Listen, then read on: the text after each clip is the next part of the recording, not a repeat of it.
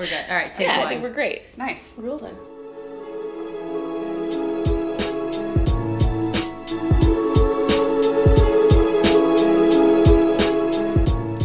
Hey guys, this is Tessa Davidson. And this is Tricia Donnellan. This is episode 1 of Strong Female Lead. We are going to explore the strong female leads in movies and television and talk about them. And that's about it. Yes, and I promise to never ever give a serious point about anything. Movies are for enjoyment, not for analytics. And I'll promise to do exactly the opposite and get really dark. And that's what we're here for. So what do we got for episode 1? I'm going to be bringing Teen Witch, the 1989 cult classic, phenomenon, life-changing movie event. Boom. I'm going to be doing Obvious Child with Jenny Slate. It's like a rom-com sort of turned on its head because it's about abortion. Who said abortion can't be funny? Exactly. Haha. Oh, okay. And now we're just starting. Yeah. So, all right, just rolling into that. So, Obvious Child, like I said, it's kind of a rom-com turned on its head. We're going to start by playing the trailer so that you guys can get a little bit of an idea.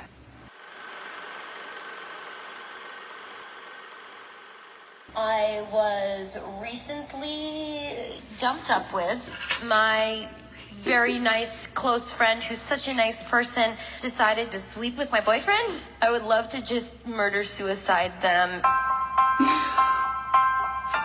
That was the worst. It wasn't that bad. Creative energy sometimes comes from the lowest point in your life. Well, I don't know if you've noticed, but I'm in kind of an emotional crisis right now. I know you're going through some pain right now, but you're always going to be going through something. I like your shirt. This nice shirt's name is Max. This lady's name is Donna. Is this illegal? You've never peed in public before? Oh, did you just fart in my face? No.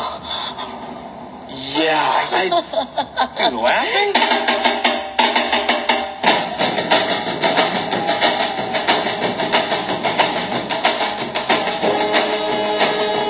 Oh, my boobs hurt really bad. Maybe you're pregnant. Oh my god. You didn't use a condom with pee farter? I remember seeing a condom. I just don't know exactly what it did. Maybe you want to tell him. Why? You don't owe him anything. You don't even know this guy. Maybe he just deserves to know that I'm not a psycho. Whoa! This happened, and I'm going to get an abortion. What's the matter, sweetie? Mom, can I come in bed with you? Talk to me. Hey, Max, you remember from before when we did sex to each other? Can't get your blouse off. I'm having your abortion. Do you want to share a dessert? Leave with that. Definitely leave with that. Perfect. What is so great about you is that you are unapologetically yourself on that stage, and that's why people love you. He's so Christian. He's like a Christmas tree. So be the angel on top. I'm not the angel on top. I'm the menorah on top of the tree that burns it down. Max, I have something I want to tell you. There you go. Did you just warm this butter up for me? That's just what you do.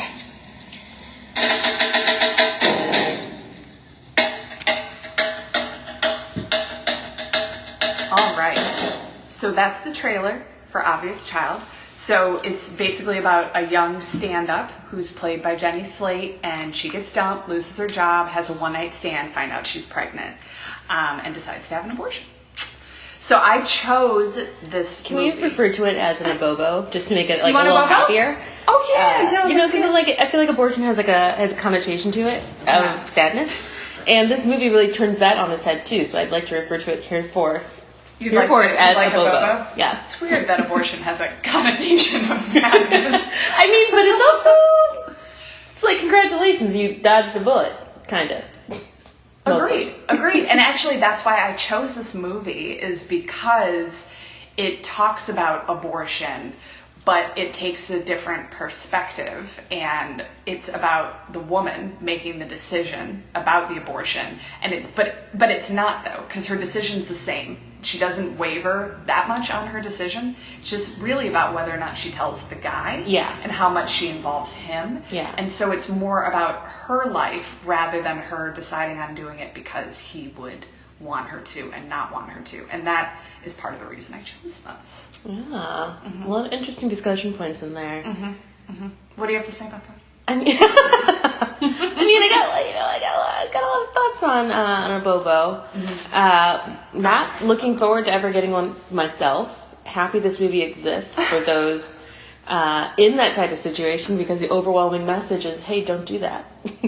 At least in the Midwest. Just an FYI, we are in the Midwest. I mean, I feel like life on the coast might be, from what I've... More abobo friendly. More abobo friendly. I mean, I feel like CNN, tells me that, the liberals live on the coast and I'm here in the Midwest. Yeah. So I can't be that liberal. Yeah. Like mostly liberal. Kind of liberal light, if you would. Not looking forward to it. I like you saying not looking forward to it, because that is almost fully planning. I know, on doing right? it. That's the whole reason. That's the connotation that I'm getting from I'm this. pro-choice just because of that. That's my thoughts on it. It's like, I haven't been there yet. Yeah. Not saying I won't go. Big yet. But haven't been there yet. Yeah. Honey. But as abortion stories goes, this was a heartwarming one. It really was a very sweet abobo story, because they came together. It was like a Valentine's Day date for the abobo, and I like how that played out. And then they ended up watching Gone with the Wind together, so it was like a full committed abobo day where they were spending like a certain amount of hours together watching the movie after. I liked it. He was a very sweet guy, because I'm like, if I was a dude in that scenario, there is no way in hell that would have been my A, reaction, or B, like, what? Okay, so here's a question for you. Because picking out my favorite strong female lead moment was a little hard, because I think the whole thing really is, I think, like, maybe her... So I was thinking maybe a really strong female lead moment is when she's doing stand-up and she's being honest about the whole situation. But then I thought it was a little shitty to tell the situation. So basically she does a stand-up routine, and this is when she's just gonna like offload the information, and she talks about the abobo, and she invites the guy whose name is whatever to Max to the show. So she's hoping / knowing he's probably going to be there and hear it. I thought that was shit. In her defense, she took him out to dinner and tried to tell him. Like, she knew that's how she should have told him, but like, this is her comfort zone. Like, that is where, comfort zone. She's more comfortable on stage and laughing at it. Or making, not light of it, but that's how she's comfortable talking. That is and she couldn't tell him when she was at dinner. She tried, but he was... He's too fucking nice. It's not his fault that she... I think like the whole point, like, when she's giving the... Sorry, guys, that's Tillery. She's always here with her, like, explanations. She's got these opinions. Oh, I research things and I have a heart. Ugh. I make sense. Yeah. No. For the record, my name is Hillary with an H. It's Tillery for the show. I digress, and we can move on. I have these opinions, and they make better sense than mine. And so, I know where you're going. Yeah, but I just felt like, I think that was like the director and writer, like, really beating over the head the point that she is a child. And she literally cannot be honest with him in these moments. And she literally cannot be vulnerable with him ever. Aside from, like, when they're actually, like, in the clinic about to get the abortion, I was like, okay, I'm seeing some vulnerability right now. Yeah. I'm like, I think that's a huge thing, that, like, the difference between vulnerability and transparency. I was like, you're telling him this, but, like, from behind a glass so that you don't get hurt. But I'm like, but you could be, I'm like, at the same time, you're also potentially hurting him. You don't know how he feels about abortion, or if he wants this kid, or, like... I actually thought that it was shocking, to say the least, and I would have been mad, and I would have left also, like him, if I were in that situation, but I would have come around. Yeah. Whether I would have done it, because I would know it was her choice. And maybe that's sitting in a female perspective. I would be like, well, I just got to get behind this. And if I want her in my life, I'm going to support her. See, see, again, that's why I'm just so thankful I'm not in that position. So because you wouldn't have come around and been like... I mean, I think if I was the man in that scenario, then I would know that it is her choice, whether or not I liked it or not. Yeah. Which is, like, somewhat hurtful. Like, if I wanted to have this kid and you're saying no, and it is your body. I'm 100% your body, your choice. But I'm like, there is another person in this scenario, and to override his, I think if her plan was to get an abortion, I don't think I would have ever told him. I think I would have gone that route. So, interesting point. Okay, you can't be hurt by what you don't know. You don't know. But what about if you want to kind of date him? I don't know why she wants to date him. Ooh. Nothing about that relationship seemed like it was going to be anything more than like, what? Yeah. Are you kidding? She has demonstrated numerous times her inability to even talk to him. I thought he was the kind of person that would roll with it, though. Like, she can't date another comedian. That shit ain't gonna work. So she's gonna date someone who's a little bit square and a little bit vanilla, but sweet. I don't think so. I feel like most of the comedians I know who, I actually know a couple comedians who date comedians, and it works. Just mutually assured destruction. Why? We're not all. As long as you find someone who's damaged in a way that you're not damaged, aren't we just regular people? Perfect. So what do you think? Okay, so I went back and forth with that being a strong female lead moment. I kind of thought it wasn't, kind of thought it was. Like, honestly, I really didn't know a bad strong female moment in this. I mean, other than the fact that she does come across kind of immature, but that's what makes it so funny. Mm-hmm. But I love the voicemail scene. Yeah. I mean, I'm just like, I'm dying. And she's talking about like her, like, you know, her respectable HPV versus the other HPV, and it just like makes me very happy, all of it. But this is like bringing up like a very important point for me is like, when was this movie happening? Like, at what period of time? Because like up until like 50 minutes into the movie, I thought this was like the late 80s. She's like, and then she's like, and then she's in a cab and she has a cell phone, and I was like, the fuck? This is like, this is contemporary? It was definitely contemporary. Look at what they're wearing. Why is it so dark? I thought New York was like I mean, it's slightly dirtier than Chicago, but like. What do you think, Telltale? I definitely thought it was current, but the fact that Tessa thought it took place in the 80s just cracks me up. And in her defense, the outfits scream 80s, so I thought that was just like kind of like, her name is Donna. Yeah, she's an 80s baby, for sure. I mean, that's an 80s Or it was, his name was Max. So what do you... And they're calling taxis. Who calls a taxi? Ooh, pre-Uber. Was it? I don't know. When did Uber happen? Like, but there are a lot of taxis in New York. But either way, okay, so would you say as a comedian,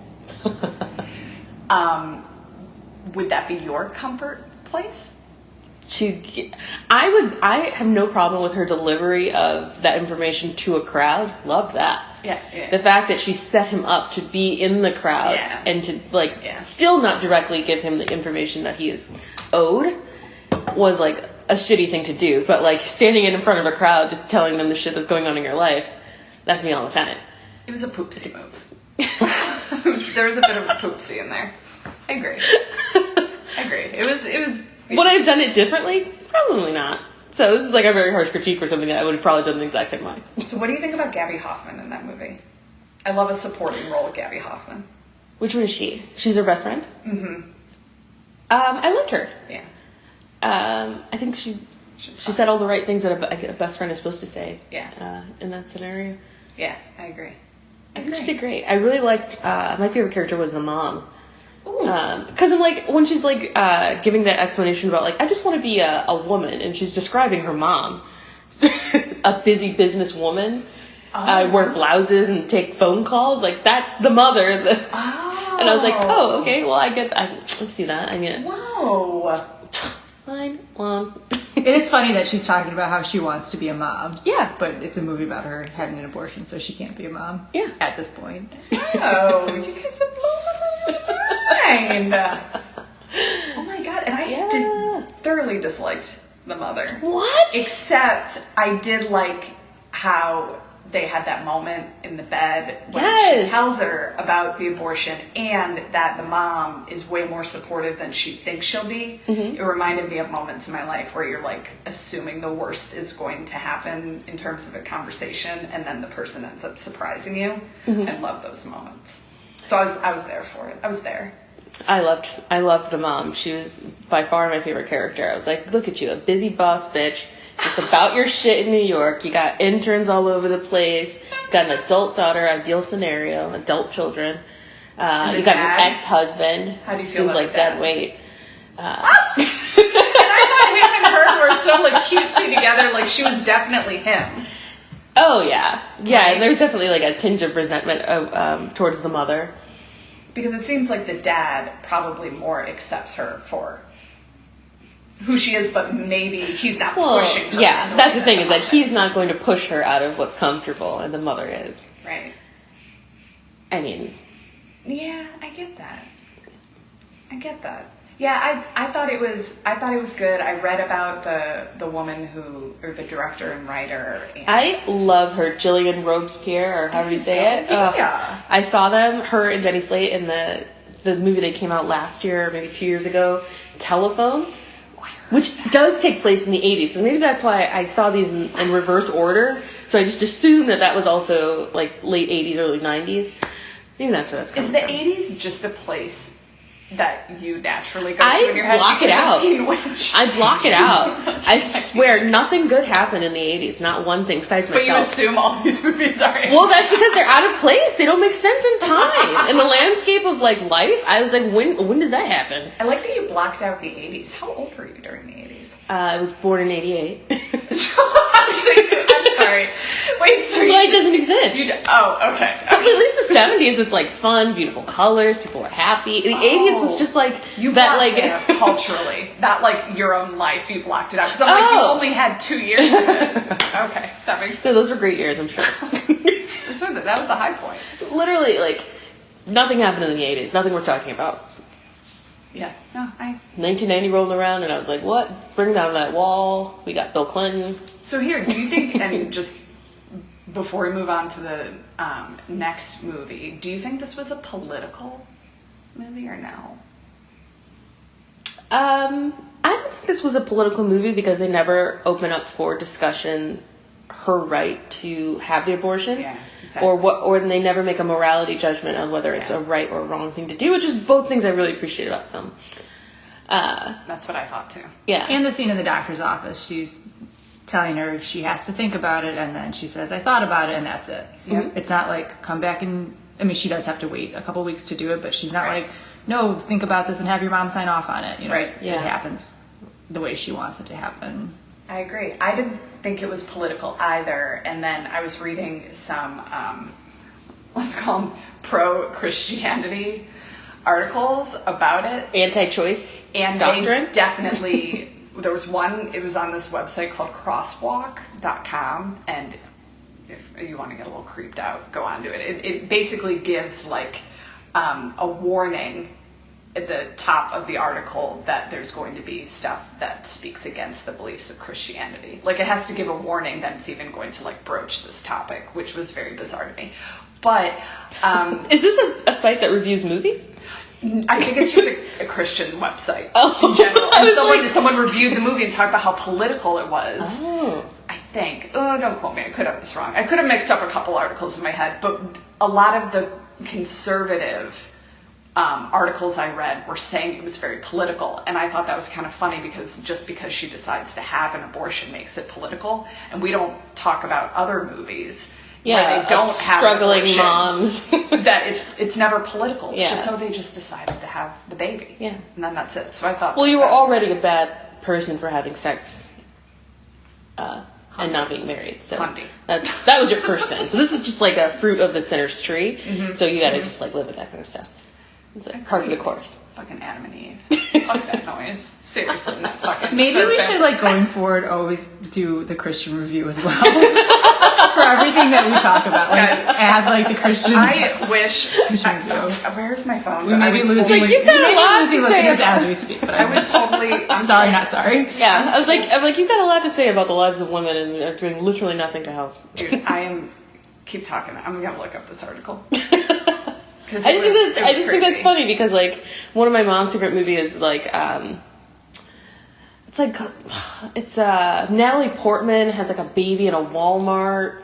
But I don't know, it always comes on like Hallmark Channel. It's like a weirdest movie, but it's not. It never discusses like I feel like movies where there's single mothers who are unsupported by their communities and ostracized.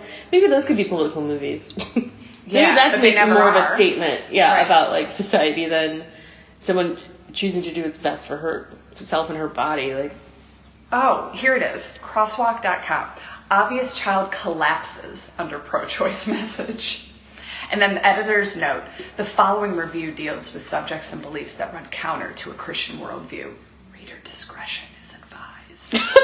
And I was like, holy shit. Maybe that's the reason why I had a 1.5 on Netflix. That's probably it. You know what? Yeah, the Netflix review made no sense. I bet people could go on and kind of like throw a wrench in it by giving those reviews. Mm-hmm. Well, yeah, so it just, collapses. Just, what the fuck? It really, it like actually talked and said at some point it was a good movie and it's effective in evoking our sympathies, but really I would say the part that creeped me out the most is the reader discretion advised when it's just talking about subjects that run counter to a Christian worldview. That was probably just the creepiest part. Okay. Oh, yeah, right? Till? Okay. Moving on. Next movie. Yeah. Whee! Noise.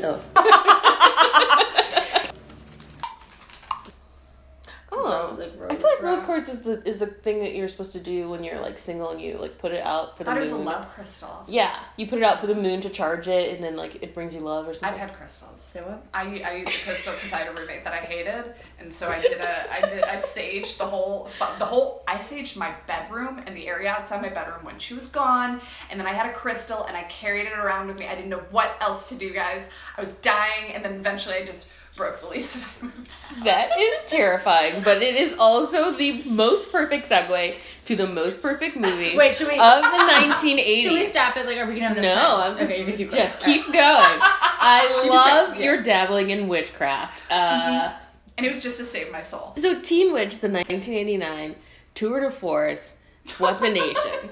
It's probably the best thing. That's I think we should start over. No, you're ruining the art.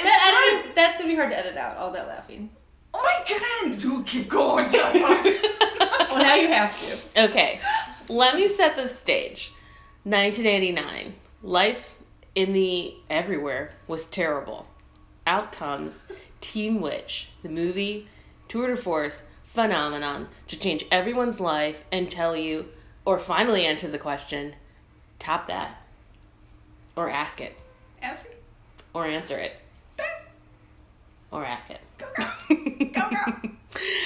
So let's just get into this trailer, this magnificent ass trailer.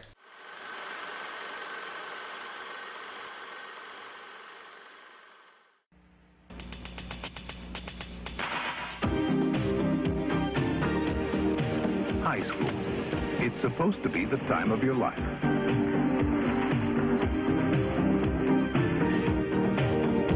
She do that, Jane.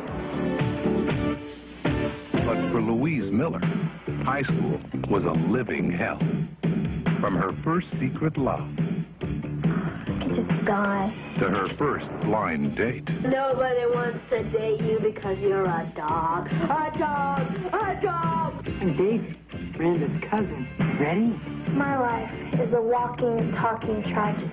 Give me some soul kisses, baby! I wish you would just leave me alone! But just when nothing more could possibly go wrong, It's you. You're one of us.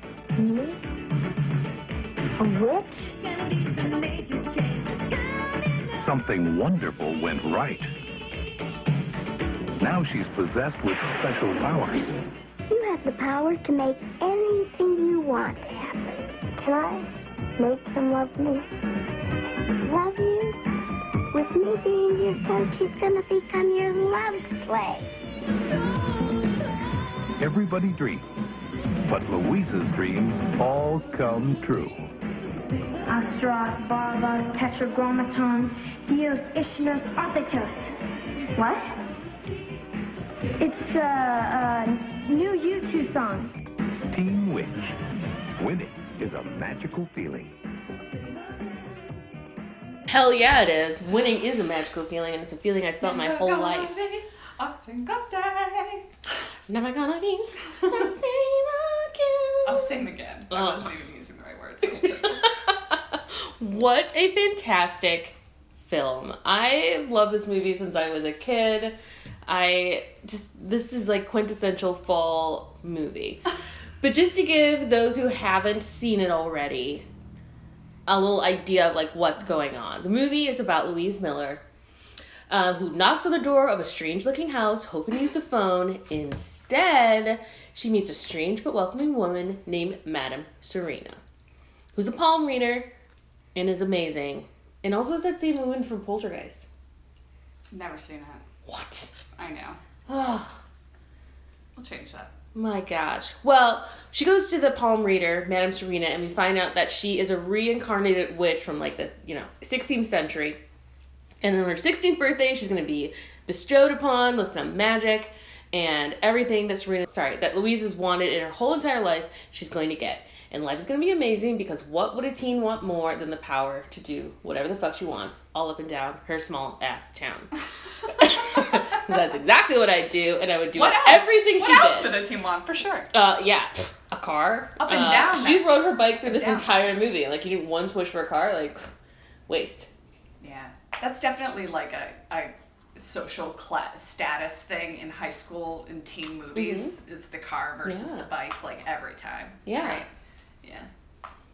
Yeah. So, So she has the power to change the world around her. And she makes everyone's dreams come true, and all in an effort to win the love of Brad.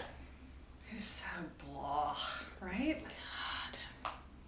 And he's obviously like 30, but that's he's obviously like mid-30s, and she's definitely 16.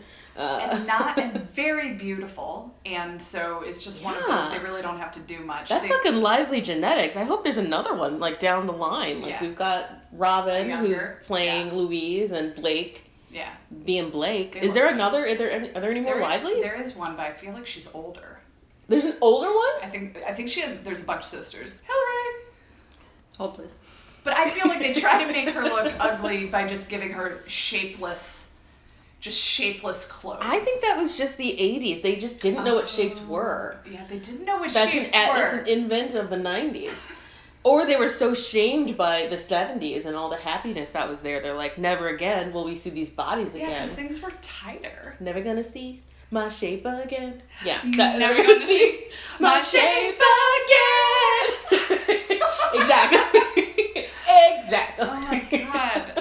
There's Lori Lively, and she is also an actress. The fuck is that the mom from that show with those two twins? What are their names? Mary Kate and Ashley? Is that her? No, that's Lori Loughlin. Loughlin. Who BT Dub had a really intense love affair, I guess, with Uncle Jesse. Really? In real life. Oh. Can you blame them? The Greek guy? It's a lot of beauty. Yeah, they're both real hot. A lot of beauty. Yeah. John Stamos is they had a fake family on TV. They might as well. He's fucking hot. He just gets better looking. What about Rebecca Romaine? Is that his wife? Ex-wife. Yeah. She's with Jerry O'Connell now. Yeah. This is the only thing I'm Asperger's about. Is celebrity names where I can like pull them out of a motherfucking. I don't know why they're so deep. They're like your friends. It's like growing up on Sesame Street, but just like the real world. I just remember everything about them.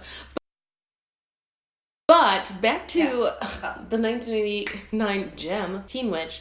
So why did I choose this film? Because it like defined my pre-adolescent life. I think it was on a continuous loop on local TV starting like September 1st through December. I remember watching this movie over and over and over again.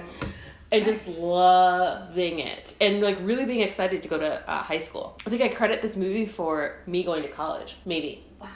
Yeah. So you watched I thought high school was going to be so fun. You thought you too would become a witch? Witchy? Well, no, I was very Baptist, so the witch part I just kind of glazed over. I was like, that's not realistic. But high school seemed super fun.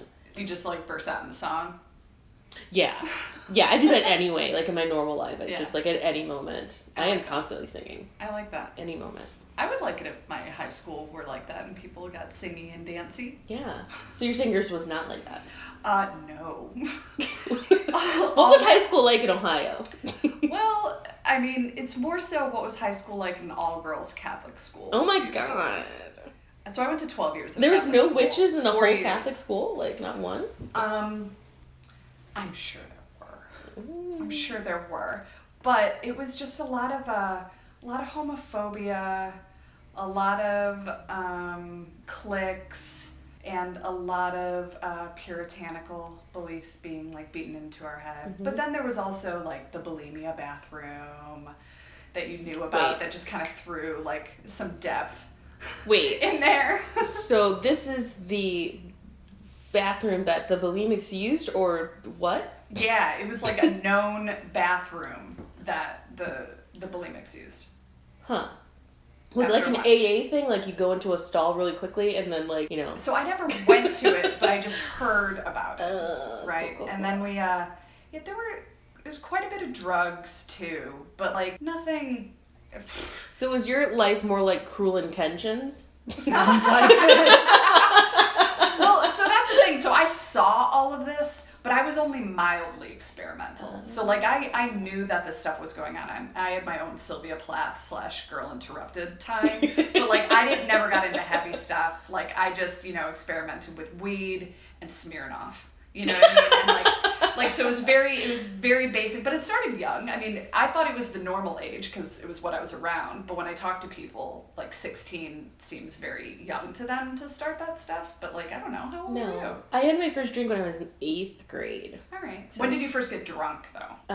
Probably 9th grade. Okay, so you were young. Actually, no. I was in 7th grade when I had my first drink because it was at a basement party at my friend's house. And it was that sounds really young to me. Yeah, I think that's way like young. 12? For sure. Really? Yeah, like pre-period? I already had my period when I was 12. Oh, you're so lonely, yeah. I was such a... Maybe that's why. we need to get some studies to see if having your period younger makes you more likely to experiment. To be a whore? What? What are you saying? I don't think anyone said that. Wow. That's what I heard, guys. I feel very attacked right now. I'm just kidding. But no, it was a fine, I like the all-girls part of it, to be honest, because I was pretty self-conscious, and so not having to think about what, like, I don't know, what I was looking like that day, and being nervous about talking, like. Yeah, so it's pretty much exactly like the movie High School Musical. I'll insert a clip. Perfect. Here. Insert clip here. Boom. But only I was in like a STEM program, so I did like technology and stuff. So I was like secluded from the rest of high school, which is also probably why I had such a good high school experience, because like I wasn't in Gen Pop. I was very much like away from everyone else. What's STEM? Science, technology, engineering, mathematics. Yeah. Ooh. Yeah. So smart. My high school experience was very skewed in that, and I played sports, and I was like pretty smart, and wow. Yeah, I just like did shit. But you also broke out in song and dance constantly? Yeah, like, why? That's just my normal life. Like Okay. that is just like me 24 hours a day. That's why I cannot listen to music while I do my job, because I cannot stop myself from singing. Yeah, well, I didn't have to, because like some of my favorite teachers would be like playing music constantly. Like we had like some of the same teachers like over and over like throughout the day. And so, like, we'd start the day with, like, Build Me Up Buttercup, and then it would, like, end with, like, Paint It Black, and then, like, in the interim... Just start the day with Paint It Black. Yeah, I fucking love that song still, because it's, too. you know, mentors. The more you know.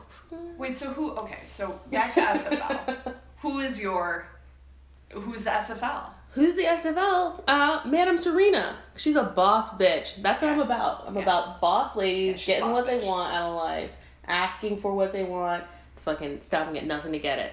The scene when she gets Louise to help her create her perfect boy toy, I was like, yes, queen. I was like, yes. So many problematic things with Louise, but I'm like, it's also the 80s, so I let a lot of it go. What were your problems with Louise?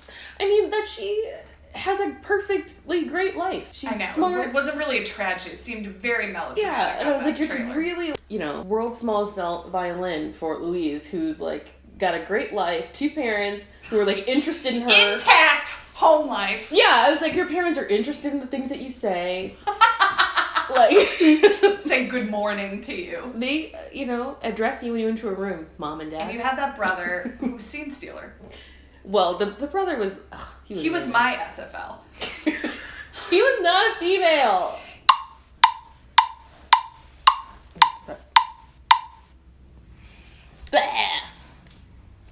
Oh my god. Are you recording? Is that your story? Yeah. That's Yeah. true.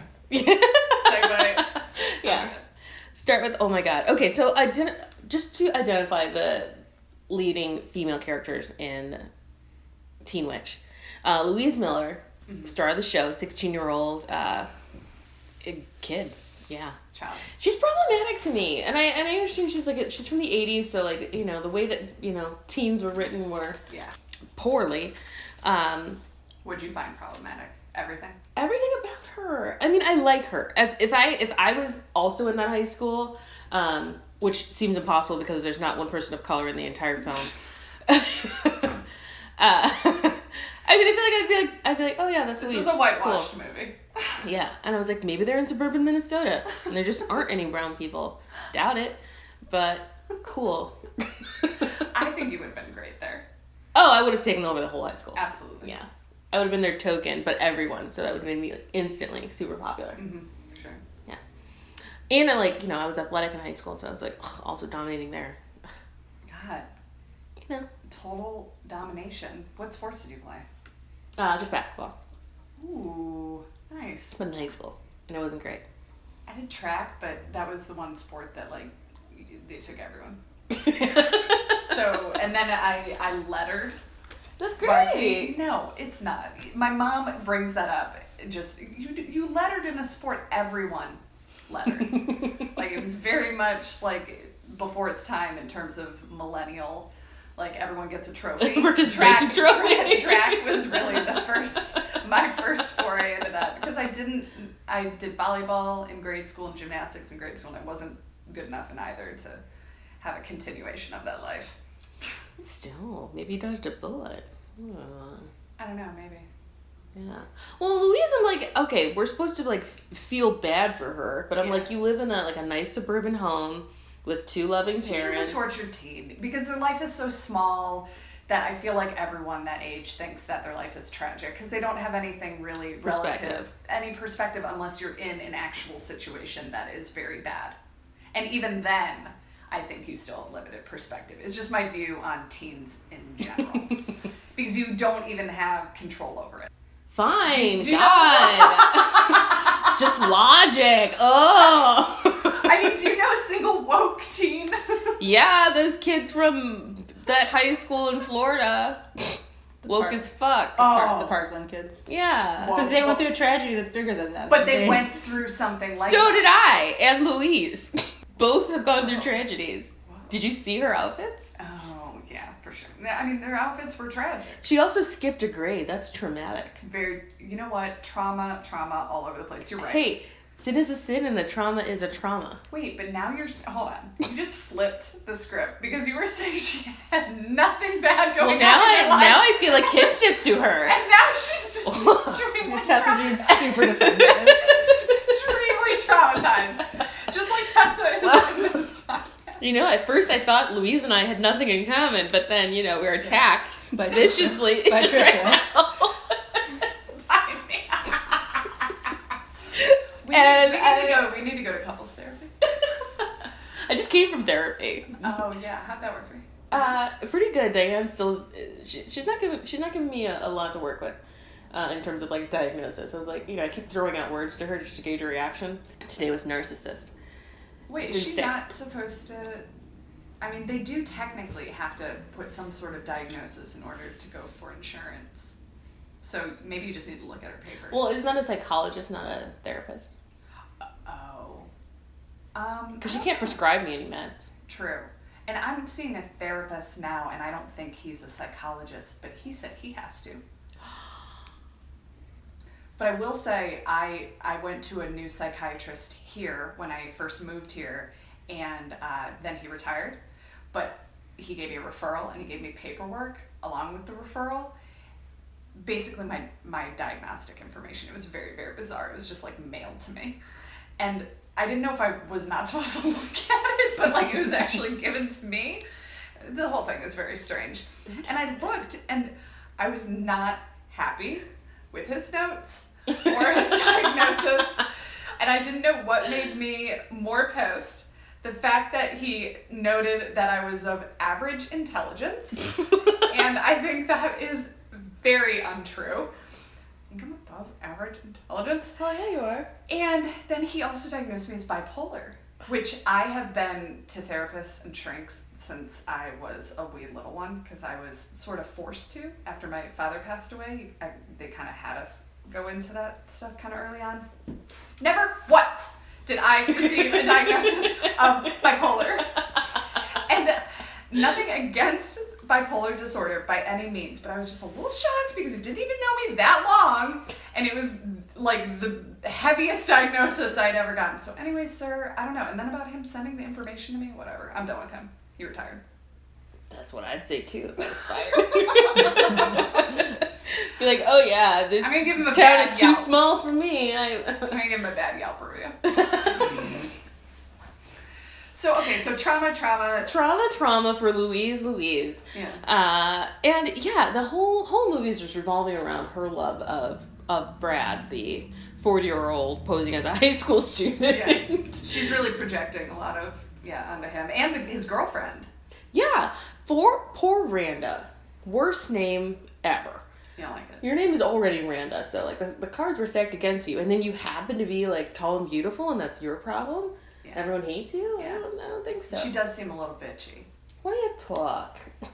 But you know what? She ended up with that guy in real life. Yeah. With Weird. Brad? Yeah. Mm-hmm. She was probably also 40.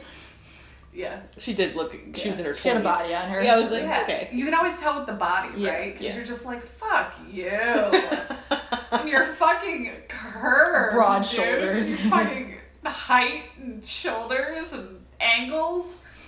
If I could only... Okay, so my strong female lead for this movie is 100% Madame Serena. She's a boss bitch. She's got her own like palm reading. Yeah. She creates a man out of Nothing. Yeah. Nothing. And I was like, yeah, I'd like that life. I'd like to switch places with her very badly.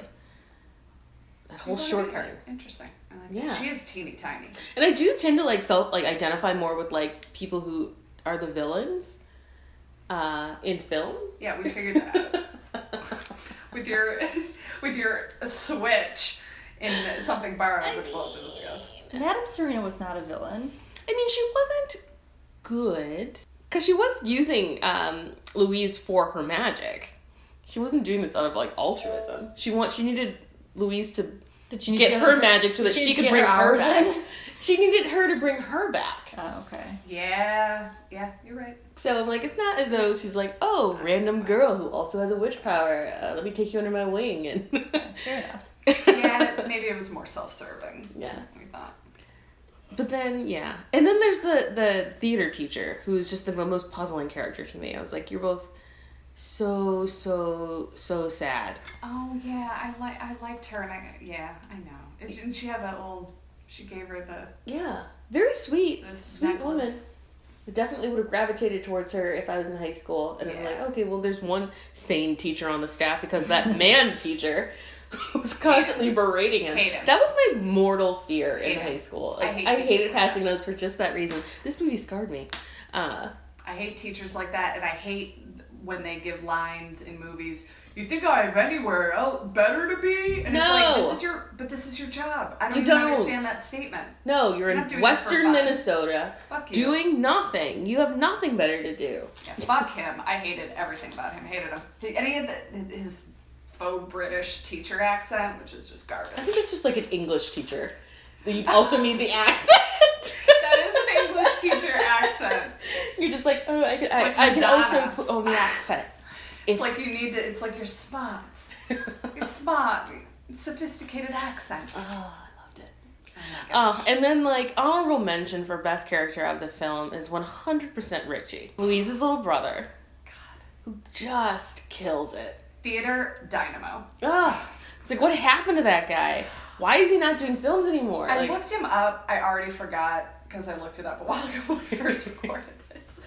But he has been somewhat active. Yeah. He looks very similar to how he used to look. God, I love it. But I mean, that makes sense. It's the same person. He just looks like an older version of it. Yeah. But I thought he was the best character actor. Yes! In this show. Stole the scene from the moment he stepped on, like, when he under her bed with all that goddamn chocolate. I would have been livid. Made it fucking work for him. He's like, I'm going to take this motherfucking role and I'm going to become a dynasty. Is that the right way to say that? Become a dynasty or be on dynasty? I don't know. I don't even think I chose the right word right there. But, no, I liked it. But no, I loved him. He was incredible. And he did remind me of my friend. Female, not a child.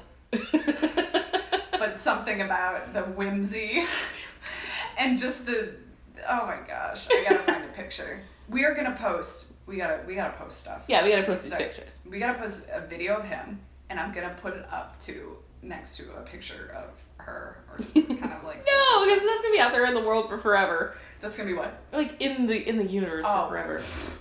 Shit is way worse in the universe. The videos that we take during our phone dates, it ain't right. It ain't right. She'll be fine with it. So what is the worst SFL moment for you? I mean, the worst SFL moment would be like these unexplained music videos that just happen throughout the film. I love that. Well, I love them, but they do not make sense. Yeah, like the red dress. Yeah, the intro, like the 5-minute music video at the beginning, and I was like, That's this is gonna give me, this is gonna tell me something about like that I need to know in order to understand this film. No, that's bizarre. No. Turns out they just like after the movie had gotten done filming, they just needed to like make it more current. Oh, you think so? No, they did. That's true. Oh. They just needed to like make it a little more hip, and like because hip hop was a thing, that's how top that got into the. It just seems like film. All that made it much less current. In my it's head, extremely now, dated. Yeah. But top that is my best SFL moment. Oh, it's the best moment of the whole goddamn movie. I also really feel like I would have like, though I hate the 80s, I really feel like I would have lived the best version of my life if I had been like a teen in the 80s. I like that. Especially from like the dancing. I'm like a pretty good dancer, but I feel like all of these like really like static movements that made up the 80s would have like really like you guys could see. That's right. Would have like really like let me live. Like So you okay. Now it's all body roll, twerk, twerk, twerk. And then it was like very like chappy and like. So you think you could have been your best self as a teen in the 80s? Yes. And would it then be a decade that you didn't want to black out? Probably it would be the only way to redeem the decade. If I could take a time machine and go back and then live those 10 years as a teen. I like that. I think you would have been really good in the 80s. I think so. If they got the hair for it. Ugh. What would you have worn? Oh, white Reeboks. Boom. Leg warmers. Yes. Leggings. Unitard tutu. So much glitter. Whoa. Is this just going to school? Ooh, a hair crimper. Yeah, this is just like Monday. Nice. Monday. This is just Monday. You know, I just want to crimp my hair and have it not be weird. I like that.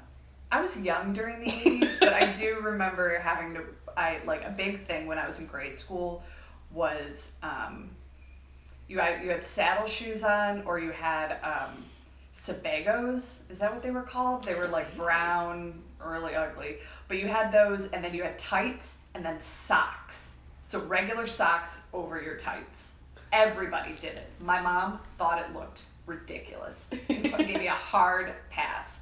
So your mom's kind of like Louise's mom, She told me I couldn't wear it. So what I would do is I would put it on, and then I would stay under my covers until the bus would come. Like, it was real weird. Like, why are you doing that, Tricia? You should be getting ready for school. I'm like not eating, not doing anything, just under my covers, and then just bursting out onto the scene when I know the bus is coming. Why I didn't just like pack my socks? I just love that your mom took a stance. She took a stance on those socks. She's like, not under my roof. Well, you wear these socks. No. My mom had some very strict wardrobe rules. One of them was the socks. Another one was she enforced these.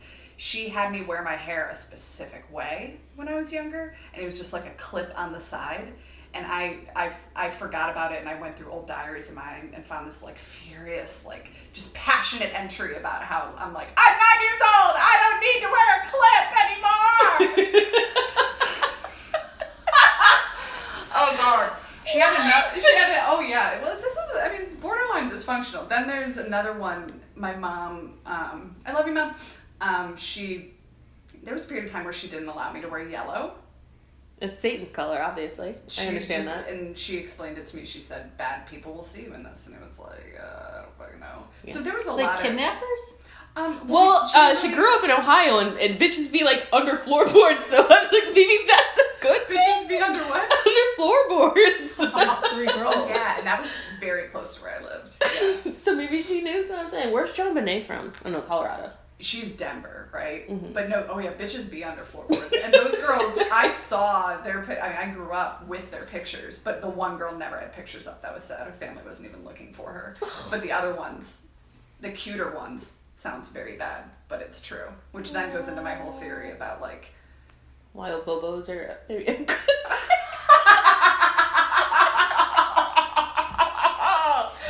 Polarizer. Deeply.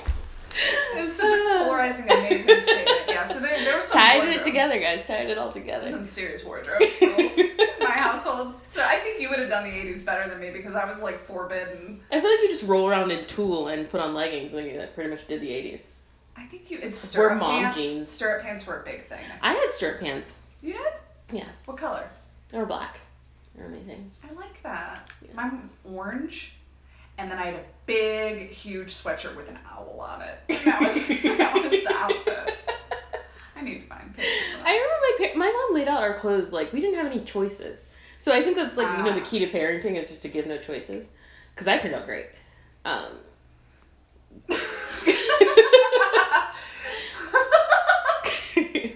didn't know why you're laughing. I did. But cool.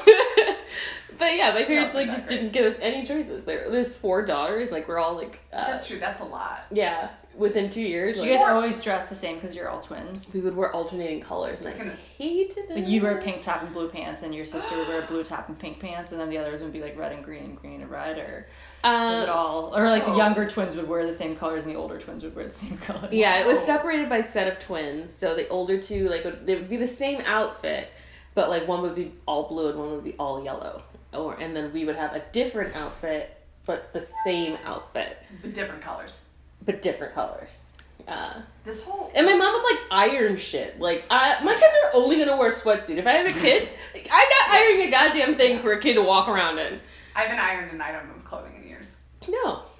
We're going to have to really dig into your life as part of this twins situation at some point because it's shocking to me that there's so many in a family. I don't know. I don't understand science, and I'm never going to because I'm an American. Don't need it. No. Don't need it. It's optional, like other languages. Don't need it. Other languages and knowledge of other cultures. No. What's a metric ton? Who cares? Not my problem. Why would I need to know that? What's a kilometer? Pass. Zach makes fun of me, and it is kind of Is this Jeopardy? Like, I think it's because of my age, but I do like closed captions now. Oh, I'm watching regular TV, and he's like, it's only if someone is speaking in an accent or in like an old English voice, and I'm like, listen, I have issues. Those are the times you should use it? Those are times I use it. I use it all the time. Do you? It could be like, I could be watching like... That makes you feel better. I watched Sons of Real Anarchy. Housewives, and I still don't know what they're saying. I had to watch it on Sons of Anarchy because they talk so muffled, you know, everything's so gruff.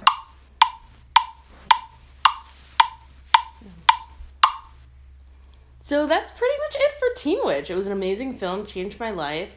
I feel like I came of age when I was watching that. I learned about hip hop and topping that. Yeah, for sure. Yeah. I learned about teenage witches, and then I also learned that abobos could make for a real good rom-com.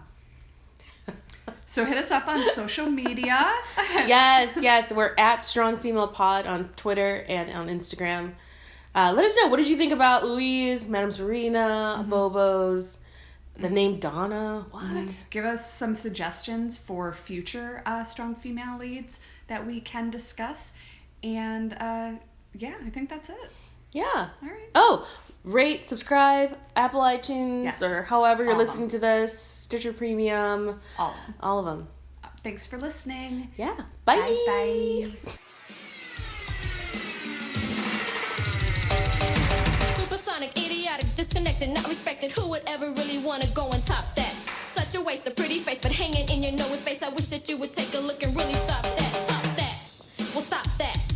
I don't really give a about trying to top that. Top that. Stop that. I wish you finally take a real look and really stop that. What's this? Stop that. Forgive. Top that. I don't really give a about trying to stop that. Top that. Big deal. Stop that. Unreal. You can try till you blue. I will make a fool of you. Top that.